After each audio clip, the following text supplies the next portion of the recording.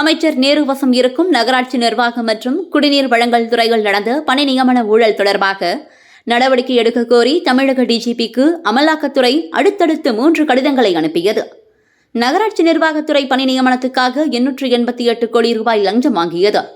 குடிநீர் வழங்கல் துறை ஒப்பந்தங்களுக்கு 1020 கோடி ரூபாய் லஞ்சம் வாங்கியது. பணியிட மாற்றம் வழங்க ஊழியர்களிடம் 365.87 கோடி ரூபாய் லஞ்சம் வாங்கியது என 2000 கோடி ரூபாய்க்கு மேல் ஊழல் நடந்ததாக அந்த கடிதங்களில் அமலாக்கத்துறை குற்றம் சாட்டியிருந்தது. ஊழல் நடந்தது தொடர்பான வாட்ஸ்அப் சாட், செல்போன் உரையாடல், டிஜிட்டல் ஆதாரங்களை கடிதத்துடன் இணைத்து தமிழக டிஜிபியிடம் அமலாக்கத்துறை வழங்கியிருந்தது. இதற்கிடையே இந்த விவகாரம் தொடர்பாக சென்னை ஹைகோர்ட்டில் அதிமுக எம்பி இன்பதுரை வழக்கு தொடுத்தார். அமலாக்கத்துறை கடிதம் எழுதியும் தமிழக டிஜிபி நடவடிக்கை எடுக்கவில்லை. ஊழல் தொடர்பாக உடனடியாக வழக்கு பதிய உத்தரவிட வேண்டும் என்று கோரினார். இந்த வழக்கை விசாரித்த ஹைகோர்ட், நகராட்சி துறையில் நடைபெற்ற ஊழல் தொடர்பாக லஞ்ச ஒழிப்பு போலீசார் வழக்கு பதிவு செய்ய வேண்டும் என கடந்த 20ஆம் தேதி ஹைகோர்ட் அதிரடி உத்தரவு பிறப்பித்தது.